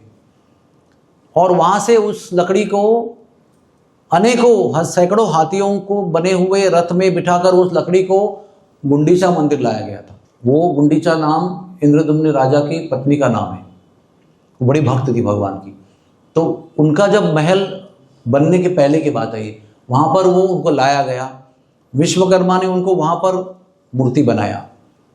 और वो भी ऐसा अद्भुत उनका कंडीशन था कि मैं बनाऊंगा लेकिन कोई अंदर नहीं आएगा, कोई पूछेगा नहीं कितना समय लगेगा, कोई दरवाज़ा नहीं खटखटाएगा, कोई डिस्टर्ब नहीं करेगा, ऊपर से बाहर भी आप म्यूज़िक लगाना पड़ेगा, मेरे अंदर की आवाज़ बाहर नहीं जानी चाहिए। ऐसे बहुत सारे कंडीशन लगाई और सब कंडीशन स्वीकार कर ली, क्योंकि इतने इससे सारे मूर्तिकार पहले आ गए थे। हर एक की कुलाड़ी आरी जो भी थी वो इस लकड़ी को स्पर्श करके टूट जाती थी। तो बनाने वाले बहुत आए लेकिन बना नहीं पाए। तो आकाशवाणी हुई सरस्वती देवी की कि विश्वकर्मा जी आएंगे और वो बनाएंगे और वो कुछ कंडीशन रखेंगे, उसको पालन करो आप। तो 15 दिन वो अंदर रहे, ना खाना खाया, ना पानी पिया, ना कुछ किया, अंदर से ना आवाज़ आई, ना कुछ भी नहीं हो सका। तो रानी बहुत व्याकुल हो गई कि भाई बड़े बुजुर्ग मूर्तिकार हैं, भूखे भी है, सब थालियाँ वहीं पर पड़ी हुई है, दिन की 2-2 थालियाँ वहीं पड़ी हुई है, 30 थालियाँ तो हो गई अभी, एक अन्न भी कण नहीं खाया, एक जल का बूंद नहीं पिया। तो क्या बुजुर्ग व्यक्ति अंदर गुजर गए? तो हमारी जिम्मेदारी है, क्योंकि हमारे लिए सेवा कर रहे हो। जो धक्का देकर दरवाज़ा खुला तो उन्होंने कहा था जब धक्का देकर अंदर आएंगे तो मैं गायब हो जाऊंगा, और निश्चित रूप से नहीं मिले वो उनको अंदर। और मूर्तियाँ ऐसी थी, यानी इनकम्प्लीट, है ना। हमको क्या लगता है अभी हाथ बनाने बाकी है, अभी पैर बनाने बाकी है, मूर्ति को अभी बनाना बाकी है। ये हमारी सोच है, जैसे राजा इंद्रद्युम्न की सोच थी कि ये मूर्ति तो अधूरी रह गई, हम इतना व्याकुल क्यों हुए। उन्होंने कहा था कि हम खुद आएंगे बाहर आपको बताने के लिए पूरी होने के बाद, और बीच में ही हम लोग धक्का दे के अंदर चले गए, तो बेहोश होकर गिर गए। तो फिर नारद मुनि वहाँ प्रकट हुए, और नारद मुनि ने, मैंने आपको जो कहानी बताई वो उनको सुनाई। कौन सी कहानी बताई थी? कि उन्होंने कैसे वो महल के बाहर इन तीनों को देखा था। तो उन्होंने कहा कि ये जो तीनों को आप देख रहे हैं ना, ये अधूरी मूर्ति नहीं है, ये ऐसे ही मैंने उनका दर्शन किया था, ये पूरी मूर्तियाँ हैं। जैसे भगवान को प्रकट होना था वो कर दिया उन्होंने, तो आप दुख मत कीजिए। अभी ब्रह्मा जी की, भगवान की इच्छा है कि ब्रह्मा जी उनका प्रतिष्ठापना करें। चलो हम चलते हैं। फिर वो ब्रह्मा लोक गए, और ब्रह्मा लोक जाकर ब्रह्मा जी को लेके आए। तब तक 71 चतुर्युगी का काल बीत गया था। एक चतुर्युगी मतलब क्या होता है? सत्ययुग, त्रेता युग, द्वापर युग और कलयुग। ये जब लाइन में आता है ना, एक साइकिल पूरा होता है, तो उसको एक चतुर्युगी कहते हैं, या एक दिव्य युग कहते हैं, या तो एक कल्प कहते हैं। तो ऐसे 71 कल्प बीत चुके थे। ब्रह्मा जी ने स्वयं बताया कि मेरे लोक में आने जाने के लिए आपको इतना समय लगा है, फिर भी हम जाएंगे नीचे। तो राजहंस पर बैठकर नीचे आए, और जो अभी गुंडीचा में ये मूर्तियाँ तैयार हैं, उसके बाद में मंदिर भी बनाया था नील माधव की जगह पर। जो आज खड़ा है ना मंदिर, वो बना के रेडी था। मंदिर रेडी है, मूर्ति रेडी है, तो फिर प्रतिष्ठापना करनी चाहिए, इसलिए ब्रह्मा लोक में गए थे। फिर लौट के आए, और फिर ब्रह्मा जी ने वहाँ से उनको रथ में बिठाकर आज जहाँ मंदिर है वहाँ लेके आए। वो सेकेंड रथ यात्रा है। आज रथ यात्रा ना हमारी, तो पहले रथ यात्रा समुद्र से वेदी तक, फिर वहाँ मूर्तियाँ बनी, फिर बनाई हुई मूर्ति के बाद 71 युग खत्म हो गए। उसके बाद में रथ में बिठाकर उनको मंदिर में लेके गए, मूल मंदिर में, और वहाँ पर उनकी स्थापना की गई। और वो स्थापना होने के बाद जब भगवान उस मूर्ति में प्रकट हो गए जगन्नाथ जी, तो वो राजा के लिए तो प्रत्यक्ष थे, वो हमारे लिए तो विग्रह है, मूर्ति है, लेकिन राजा के लिए प्रत्यक्ष प्रकट होकर बात करने लगे। तो राजा ने कहा मुझे वरदान दो आपके, मुझे पुत्र नहीं होगा, मुझे पुत्र नहीं चाहिए, क्योंकि आपके ऊपर, आपके प्रॉपर्टी के और मंदिर के ऊपर बच्चे झगड़ा करेंगे, I don't want any sons. तो पत्नी कहती है आपने मुझे तो पूछा ही नहीं, क्योंकि बच्चा होने की क्रिया में पति पत्नी दोनों की आवश्यकता होती है। और पति ने अकेले ने अपने मन से वरदान मांग लिया, बच्चा नहीं चाहिए, अभी मेरी माता बनने की इच्छा क्या क्या। तो जगन्नाथ को पूछती है इन्होंने तो अपनी तरफ से वरदान मांग लिया, पुत्र नहीं चाहिए, लेकिन मुझे माता बनने की इच्छा है, तो मेरे पुत्र कौन बनेगा? तो जगन्नाथ जी बोले मैं आपका पुत्र बनूंगा। जगन्नाथपुरी में एक पद्धति है, माँ को भी मौसी माँ पुकारते हैं। वो एक लोकल रिवाज है उनकी। तो जगन्नाथ की मौसी माँ कौन है? गुंडीचा माता जी। तो भगवान ने वादा किया गुंडीचा से कि मैं हर साल 9 दिन आपके पास रहने के लिए आऊँगा। तो ये जो रथ यात्रा जो हम करते हैं ना, उसके कई कारण हैं। एक कारण उसका यह है कि अपनी मैया को दिया हुआ जो वादा है वो पूरा करने के लिए वहाँ पहुँचते हैं। रथ यात्रा का दूसरा कारण है कि भगवान ऐश्वर्य भाव यानी राजा के रूप में पूरे संपत्ति, क्या कहते हैं ना, उसका जो ग्रैंडियोर होता है ना, उसके साथ वो उधर रहते हैं नीलाचल पे। दिन में हजारों भोग खाते हैं। हम लोग 56 भोग बताते हैं, लेकिन 56 भोग तो वो ब्रेकफास्ट में 250 खाते हैं आइटम। तो 56 कहाँ गए? नंबर 56 गायब हो गया किधर? हम 56 पे इतना गर्व करते कि हम 56 खिलाए, 56 खिलाए। कहते आज भी ब्रेकफास्ट में जगन्नाथ जी 250 से ऊपर आइटम प्राप्त करते हैं रोज, नॉट ऑन फेस्टिवल्स। लंच में कितने खाते होंगे? और जगन्नाथ के प्रकट होते ही राजा इंद्रद्युम्न ने और एक वरदान मांगा उनसे। एक तो निपुत्र होने का वरदान मांगा, फिर कहा कि मेरे राज्य में आप जब रहोगे ना यहाँ पर, तो इतना आप खाइए, इतना आप खाइए, इतनी बार खाइए कि आप एक बार खा के हाथ धोने का समय आएगा ना, तो हाथ धोने के बाद सूखने के पहले दूसरा खाइए। जगन्नाथपुरी में ऐसा नियम है कि भगवान को एक भोग लग गया और उनको पानी देकर कुल्ला करने का समय के पहले दूसरा भोग आ जाता है। Continuously is eating. और तीसरा एक वरदान मांगा कि आपको देखने के लिए सब लोग आएंगे, आपका दर्शन ही सर्वतोपरि है। अल्टीमेट अचीवमेंट इज दर्शन। तो आप है ना, दिन के 8 प्रहर होते हैं। एक प्रहर 3 घंटे का होता है। पहला प्रहर 3 से 6 ब्रह्मा मुहूर्त कहते हैं उसको। फिर रात के प्रहर 6 बजे शुरू होते हैं, 6 से 9, 9 से 12, 12 से 3 राक्षस प्रहर, फिर 3 से 6 ब्रह्मा मुहूर्त। तो 8 प्रहर में से वो कहते हैं 7 प्रहर आप दर्शन देना, 21 आवर्स, और केवल 1 प्रहर विश्राम करना। और फेस्टिवल के दिन जगन्नाथ वो 1 प्रहर विश्राम भी नहीं करते हैं, ओवरनाइट दर्शन देते रहते हैं। कई ऐसे प्रसंग है, नेत्रोत्सव का प्रसंग है, और दीपावली का कार्तिक महीने का प्रसंग है। रात को सोते ही नहीं, दिन रात उनका भोजन और आरती चालू रहती। तो एक कारण ये है। दूसरा कारण ये है कि वो ऐश्वर्य में उधर रहते हैं, तो उनको ब्रज की याद तो आती रहती है, इसलिए वो गुंडीचा मंदिर में जाते हैं तो उसको गुप्त वृंदावन कहा गया है।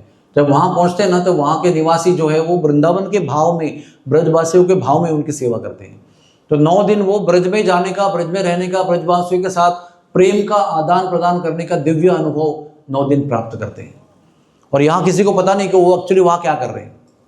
जैसे आप लोग जाते हैं कभी स्विट्जरलैंड जाते हैं घूमने के लिए, तो वहाँ क्या कर रहे हैं वो आपका प्राइवेट मामला है। आप कहाँ घूम रहे हो, किधर क्या कर रहे हो, आनंद ले रहे हो, वो आपका विचार है। वो किसी को आप बताएंगे नहीं बताएंगे आपकी मर्जी है, लेकिन जनता के लिए जरूरत नहीं कि आप बताएं। वैसे भगवान कितने 351 दिन यहाँ रहते हैं और 9 दिन वहाँ रहते हैं, तो वहाँ पर क्या कर रहे हो, यहाँ से लोगों के लिए गुप्त है वो। ये जो भाव है ना, ये भाव ग्रहण करना जरूरी है। हम लोग सब जगह जाते हैं, और मैं हमेशा कहता हूं कि मत्था टेक यात्रा मत करो। सब जगह के मत्था टेका, घर पे आके कितनी जगह मत्था टेका वो भी याद नहीं रहता है, क्योंकि वो कोई सोचा ही नहीं कि हमने यहाँ गया तो लिखा इस तारीख को, इस दिन, इस समय पर लोग यहाँ पहुंचे थे और यहाँ लीला थी, ये उस जगह पर हमने दंडवत किया था। तो एक जगह जाओ दुनिया में, एक समय पर एक जगह तीर्थ यात्रा में जाओ, लेकिन उस जगह का भाव जो है ना वो ग्रहण करके आओ। तो ये जगन्नाथपुरी का भाव क्या है? जगन्नाथपुरी का भाव यह है कि जगन्नाथ जी द्वारकाधीश भगवान है, राजा है वो। उनके पास कोई संपत्ति, बल, कोई यश, कीर्ति, किसी की कमी नहीं है। उसी मूड में वहाँ जाकर रहते हैं। वो दिन भर भोजन करते हैं, बहुत सुंदर वस्त्र पहनते हैं, बहुत सारे अलंकार पहनते हैं। देखिए जगन्नाथ जी का एक वैशिष्ट्य है कि वो ललित भगवान है। ललित का अर्थ यह है जो who loves to dress beautifully, उसको ललित कहते हैं। भगवान के साल भर में इतने अनंत ड्रेस है भगवान की। वामन वेश धारण करते हैं, नरसिंह वेश धारण करते हैं, ऐसे कई उनके वेश है। रास लीला वेश धारण करते हैं, जितने लीलाएं हैं वैसे वेश धारण करते हैं।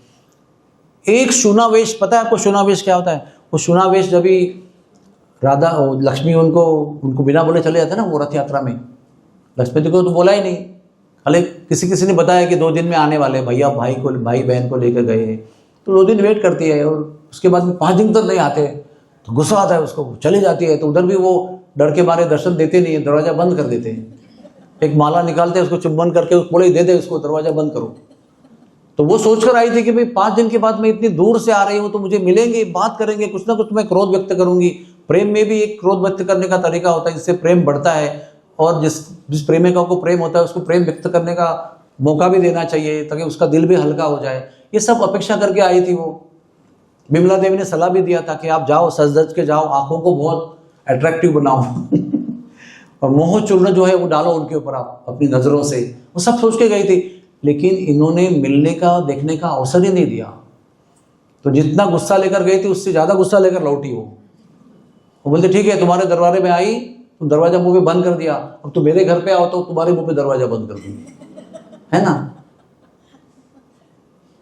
तो बंद कर दिया, वापस लौट के आए तो बंद कर दिया। इनको लगा ठीक है अभी आई, गुस्सा हो गया, अभी वापस आ गया तो सब शांत हो गया। जैसे ही आए ना ये, दरवाजा खोला, देखा उनको, बंद कर दिया, बदला ले लिया, प्रतिशोध। तो सब सखा लोग परेशान हो गए, अभी क्या हो गया, हमारा तो कन्हैया, हमारा कालिया अभी रो रहा है, कुछ ना कुछ तो करना चाहिए। सबने मीटिंग किया, सब रोने लगे। फिर मीटिंग किया, सोचा रानी जी जो है लक्ष्मी जी, वो इतना सज सज के आई थी बिमला देवी से सलाह लेकर, हम भी हमारे कालिया को सजाएंगे, सोने का वेश पहनाएंगे। तो सोना वेश पहनाया उनको। आप लोगों को आइडिया है क्या कितना सोना पहनते हो? मैं तीनों का मिलकर नहीं पूछ रहा हूँ, मैं केवल जगन्नाथ के बारे में पूछ रहा हूँ कि जगन्नाथ जी उस दिन कितना किलो सोना पहनते। पहले मैंने एक भांडा फोड़ दिया कि किलो में पहनते, ग्राम में, तोला में नहीं बोला, है ना। कुछ आइडिया है? 100 किलोज ऐसा सोचते हैं आप? 100 किलो। आपका कितना विचार है? आपकी पहुंच कल्पना की कहां तक पहुंचती है बताइए? जगन्नाथ जी अकेले 1000 किलो सोना पहनते हैं। वो मेरे पास एक मैगजीन है, कमरे में रखा है मैंने, उसमें उनके 1000 किलो के कौन से अलंकार है, कितने सोने के गुलाब के फूलों की माला है, कितने कुंडल की वजन का है, कितना क्या है, वो सब दिया है। उनका मुकुट भी सोने का ऐसा होता है पूरा, वैसे मंदिर से उठा के लेके 4 लोग उठा के लेके आते हैं उसको, इतना भारी रहते हैं वो। और जगन्नाथ के सर पे फिट करते। उनके हाथ उंगलियों के साथ गदा, क्या कहते हैं, गदा और चक्र पहने हुए, पैरों में पैर उनके बनाए हुए, ये सब मिलकर 1000 किलो वजन होता है उनका। तो मेरा कहने का मतलब क्या था कि वो ऐश्वर्य भाव में है, ऑपुलेंट मूड में है। लेकिन विशेषता क्या है उनकी? वो उनका बाहरी स्वरूप है। अंदर में, अंदर के अंदर कोने में वो ब्रज की याद कर रहे हैं। उनको राधा रानी, यशोदा मैया, नंद बाबा, ग्वाल बाल, गैया, इन सब की याद आती है, मोरों की याद आती है, बंदरों की याद आती है। तो बाहर से लगता है कि आनंद ले रहे हैं, लेकिन अंदर से विरह में वो दुखी हैं, याद कर रहे हैं अपने प्रियजनों की। तो ऐश्वर्य और ये जो मैं बता रहा हूँ उसको कहते हैं माधुर्य। वो ब्रज का लक्षण है। ब्रज धाम जाएंगे ना, सब जगह माधुर्य है, वो उनका ब्रज का भाव है। द्वारका जाएंगे तो ऐश्वर्य भाव है, वृंदावन जाएंगे तो माधुर्य भाव है, बद्रीनाथ जाएंगे तो कौन सा भाव है बताइए? तप का भाव है, वहां पर तप कर रहे हैं भगवान। और श्रीरंगम जाएंगे तो कौन सा भाव है उनका? सोने का भाव है। जैसे 9:30 को मुझे आप मिलेंगे तो मैं आपको उस भाव में मिलूंगा, अभी सोना है मुझे 10 बजे मिलेंगे, बोला अभी प्लीज कुछ काम लेके मत आना, अभी कल सुबह मिलना 9 बजे ऑफिस में। तो श्रीरंगम में जाएंगे, साउथ इंडिया में कहीं भी जाएंगे तो भगवान शयन भाव में रहते हैं। अयोध्या में जाएंगे तो मर्यादा पुरुषोत्तम, सब आइडियल, सब कुछ नियम के साथ, सब कुछ एकदम ठीक ठाक, कोई गलत नहीं है। पिता का भी आदर्श व्यवहार है, पुत्र का भी आदर्श व्यवहार है, पति के रूप में आदर्श है, भाई के रूप में आदर्श है, राजा के रूप में आदर्श है, हर प्रकार का आदर्श व्यवहार है। वृंदावन में कौन सा व्यवहार है उनका? खेल खेलने का व्यवहार है। वो खेलने का दिल करता है तो वृंदावन जाते हैं। और खेलने के समय कोई कहता नहीं कि मैं डॉक्टर हूँ, मैं डायरेक्टर हूँ, मैं प्रधानमंत्री हूँ, मैं राज्य मंत्री हूँ, मैं मुख्यमंत्री हूँ। खेलने के लग जाएंगे तो सब लोग भूल जाते हैं हम कौन है, और भूल कर ही वहाँ जाते हैं खेलने के लिए। मैं भगवान नहीं हूँ यही सोच के वहाँ पर जाते हैं। तो अगर वृंदावन जाएंगे तो वो भाव को ग्रहण करना है हमको। लेकिन जगन्नाथपुरी जाएंगे तो वहाँ पर 2 in 1 है, बाहर से ऐश्वर्य, अंदर से माधुर्य। ये जगन्नाथ का विशेष भाव है। और किसी भी जगह भगवान 2 भाव में रहते नहीं है। द्वारका में तो प्योर ऐश्वर्य में रहते हैं, बद्रीनाथ में प्योर तप में रहते हैं, अयोध्या में प्योर मर्यादा में रहते हैं, ब्रज में प्योर माधुर्य में रहते हैं। लेकिन जगन्नाथपुरी में माधुर्य ऐश्वर्य साथ में रहते हैं। और एक बात सुनिए, तीसरा भी एक भाव है तो भगवान का भाव है, वो है औदार्य, यानी उनकी करुणा, उनकी दया, म्यूनिफिसेंस कहते हैं इंग्लिश में उसको, बेनेवोलेंट कहते हैं इंग्लिश में, कि दया इतनी है कि वो सब कुछ त्याग करके दया ही प्रकट होती है भगवान की। और वो कौन सा रूप है भगवान का जो दया ही दया प्रकट करता है? वो है चैतन्य महाप्रभु का। चैतन्य महाप्रभु वही कृष्ण है, लेकिन अपार अनंत करुणा हम सबके लिए लेकर वो आते हैं और केवल करुणा ही करुणा दिखाते हैं। तो चैतन्य महाप्रभु भी इस कलयुग में 540 साल पहले वहाँ पर प्रकट हुए थे और अपने जीवन के 18 साल वहाँ रहे थे और उन्होंने अपना औदार्य वहाँ प्रकट किया। तो जगन्नाथपुरी ऐसा धाम है जहाँ पर ऐश्वर्य, माधुर्य और औदार्य, म्यूनिफिसेंस, तीनों भाव प्रकट हैं। और रथ यात्रा एक ऐसा घटना है जो आज हम मनाएंगे। वो ऐसी घटना है कि रथ यात्रा में एक समय एक जगह पर जगन्नाथ के रूप में ऐश्वर्य प्रकट हो रहा है, लेकिन जगन्नाथ जो रथ में बैठे हुए चैतन्य महाप्रभु को देखते हैं जो राधा रानी के भाव में हैं, तो उनके देखकर वो माधुर्य उत्पन्न हो जाता है। रथ में जगन्नाथ के रूप में बैठे हुए हैं लेकिन माधुर्य भाव में लिप्त हो जाते हैं, आकर्षित हो जाते हैं, रथ रुक जाता है उनका। एक टक वो चैतन्य महाप्रभु को जो राधा रानी के भाव में उनको देखते हैं और राधा रानी करुणावश उनसे संवाद करती है। तो एक रथ यात्रा में ऐश्वर्य, माधुर्य, कारुण्य तीनों का एक साथ प्रकट होता है। और रथ यात्रा का जो हम मनाने जा रहे हैं उसमें क्या भाव है कि कुरुक्षेत्र में भगवान को मिलने के लिए सब गोपियाँ, सब ब्रजवासी, माता पिता सब गए थे। कितने साल के बाद गए थे पता आपको? वो सबको बोल के गए थे, 4-5 जगह पर इनको पहले बोल के गए थे 2 दिन में आऊँगा, 2 दिन में आऊँगा, I will come after 2 days, परसों आऊँगा, परसों। एक गांव है बरसाना से गोवर्धन के रास्ते पर है वो। उस गांव में गोपियों ने पूछा था, उन्होंने बहुत प्रचार किया गोपियों को, अरे ऐसा भी प्रेम होता है क्या, इतना रोकती हो तुम, अरे विश्वास तो करो, मैं कह रहा हूँ। तो फिर वो बोले ठीक है, अभी कब आओगे? तो उनका परसों आऊँगा मैं। तो गांव का नाम परसों पड़ा है, अभी भी है वो, बरसाने से 5 किलोमीटर दूर है, हमारी एक गौशाला है वहाँ पर। तो ऐसा वादा करके गए थे, लेकिन अंदाजे 115 साल तक वो लौट के नहीं आए। ना उन्होंने निमंत्रण दिया, तो ये लोग भी कहीं गए नहीं, ना मथुरा गए, ना द्वारका गए, ना कहीं गए। कुरुक्षेत्र में जब भी महाभारत का युद्ध शुरू होने वाला था तो वो कृष्ण की उम्र 125 साल हो गई थी, 125 साल की उम्र थी, लेकिन दिख रहे थे 16 साल के युवक, नव युवक, नव किशोर, नव नवायमान। वो कभी वृद्ध नहीं हुए, कभी उनकी मूछें नहीं आई। कभी देखा आपने कृष्ण को मूछें पहन के हुए, मूछ पहन के मुरली बजा रहे, कभी देखा? ओनली 16 ईयर्स, जितने भी उम्र हो गई वो 16 पे रुक गए उनका शरीर।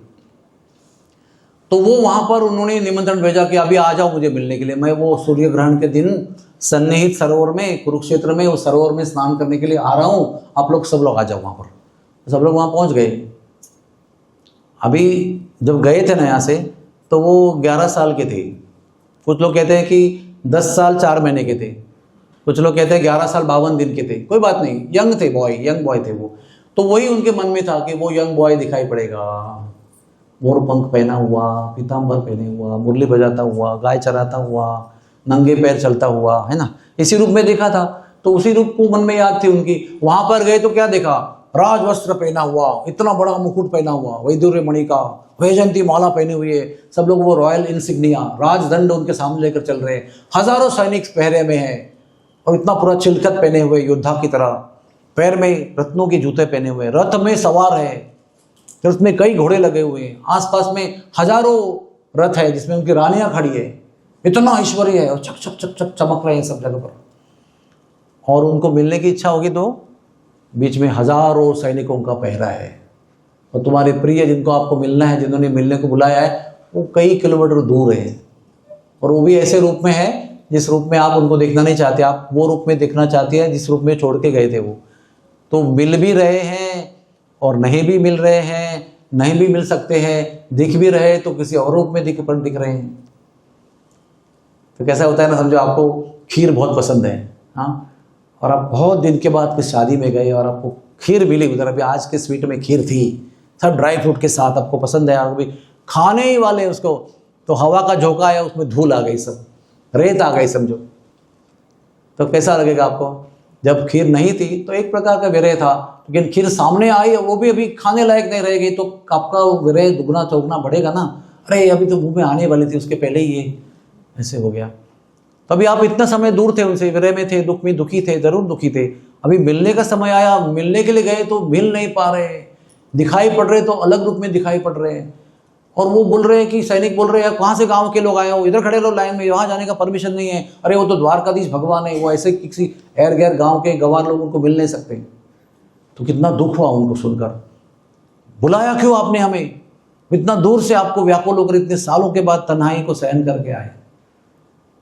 तो उन्होंने क्या किया, उनका भाव इतना उत्कट सीमा पर पहुंच गया, आए तो आए लेकिन मिल ही नहीं पाए, क्या लाभ हुआ आकर। ऐसे उत्कट भावना में ना वो अपने शरीर का सुध खो बैठे। उन्होंने उस रथ को जिसमें भगवान खड़े थे ना, उसको रस्सी बांध ली, मन ही मन बड़ी रस्सी बांध ली, गांठ मार दी, और वहां से खींच कर मन ही मन उनको अपने हृदय में लेके आए। बोले हमारा हृदय जो है वृंदावन है, आपके अस्तित्व के लिए, आपके आने के लिए तड़प रहा है, इधर क्या कर रहे हो आप, ऐसे मन में बोल रहे हैं, मन में संवाद कर रहे हैं, उनसे संवाद कर रहे हैं, क्या कर क्या रहे हो आप यहाँ पर, छोड़ो सब कुछ, ये राजपाट, ये राजदंड छोड़ दो, ये रानियां, ये रथ, ये ऐश्वर्य, ये सैनिक, ये सब बड़ा काम जो कर रहे हो छोड़ दो, जूता निकाल दो, नंगे पैर से चल के आ जाओ, हम लोग फिर वृंदावन चलेंगे, गैया चराएंगे, आप फिर जमुना के तट पे आना, कदम्ब के तले हम खड़े रहेंगे, आपको मुरली देंगे, फिर आप पंचम स्वर में मुरली बजाना, फिर हम सब भाग के दौड़ के बीच रात आएंगे और फिर हम रास रचाएंगे। इसका वर्णन है श्रीमद् चैतन्य चरितामृत में दिया हुआ है। गोपियाँ क्या कह रही है हृदय में, come back again at the bank of Jamuna in the forest of Vrindavan under the kadamba tree and play the flute again. वो भी 5th नोट बजाना, पंचम स्वर बजाना, जो हमारे लिए होता है डेडिकेटेड स्वर। इसमें सब क्या है, इसमें कुछ नहीं है, ये सब राज दरबार, ये सब थाट, ये ऐश्वर्य, चलो वृंदावन चलेंगे फिर, हाँ अब लौट चले। भाव से उन्होंने रथ को खींचा, यानी गोपियां उनको कुरुक्षेत्र से वृंदावन की ओर खींच रही है। और यही हम सब लोगों का भाव होना चाहिए। रथ यात्रा खींचने में आनंद बहुत आता है, हम लोग नाचते हैं, कूदते हैं, म्यूजिक बजाते हैं। वो कल निगड़ी में ताशे भी लेकर आए थे, इतना बड़ा वाद्य वृंद था, इतना भव्य वादन चल रहा था, सब भक्त लोग झूम रहे थे हजारों की संख्या में।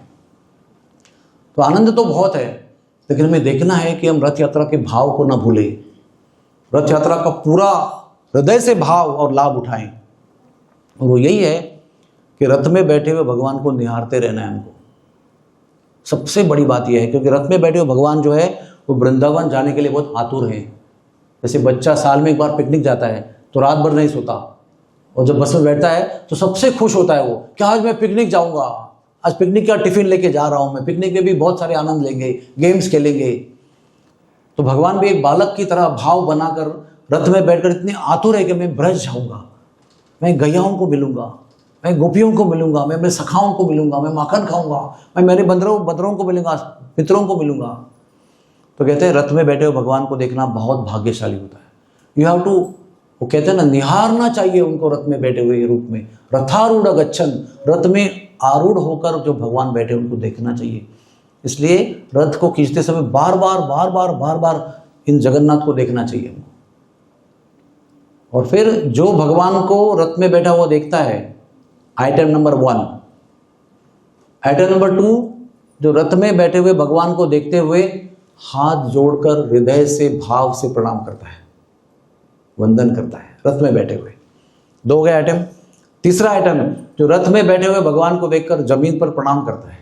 हो सके तो, बारिश आती है, कीचड़ होता है, बात अलग है, लेकिन हो सके तो झुककर पंचांग प्रणाम यानी आधा दंडवत करना चाहिए। 3 हो गए आइटम।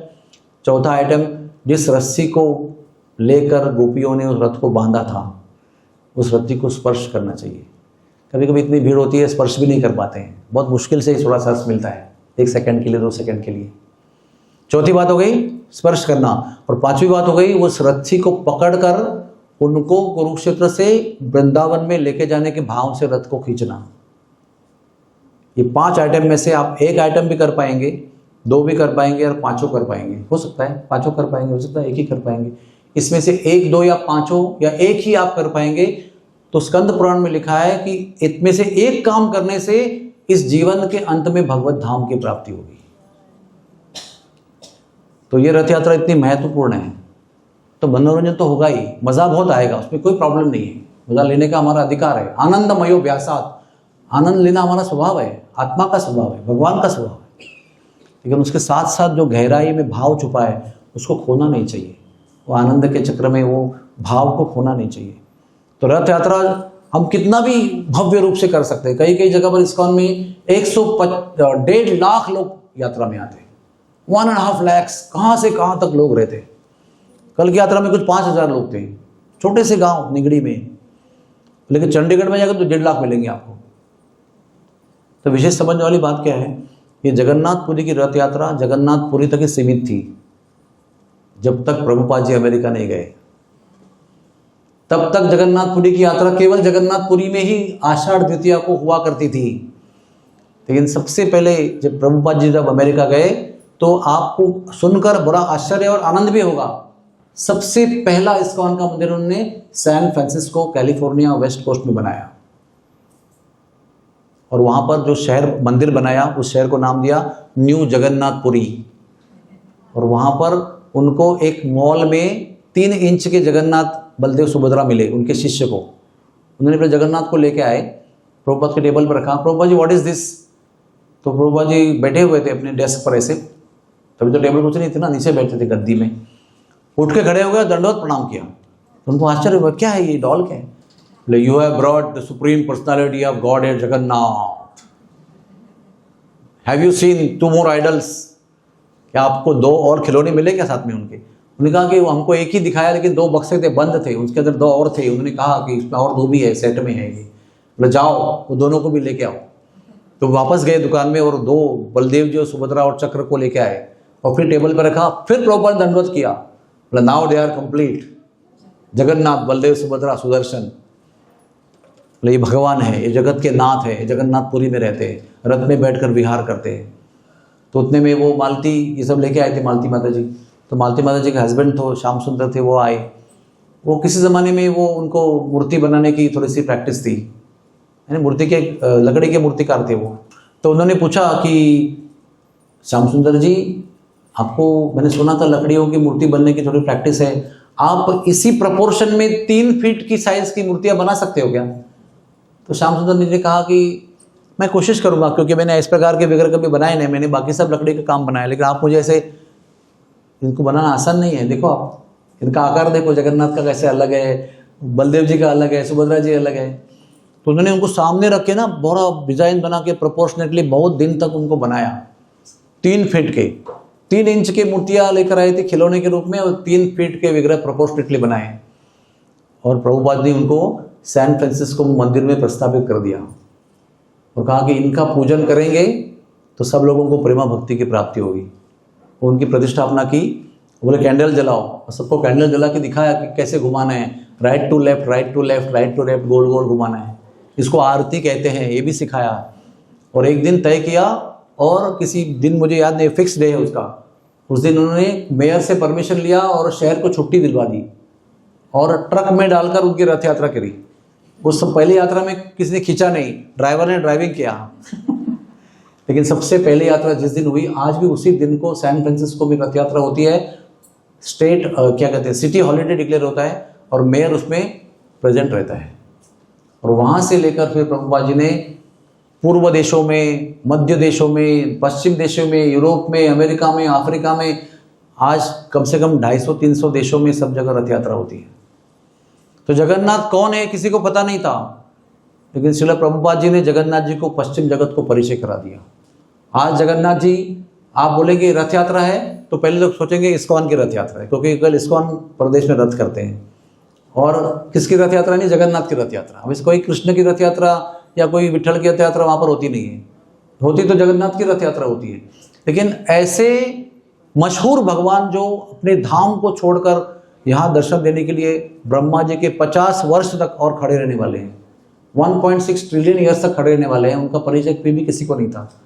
प्रभुपाद जी ने रथ यात्रा की संकल्पना पूरे विश्व को प्रस्तुत की, और आज इसलिए विश्व में रथ यात्रा फेमस है।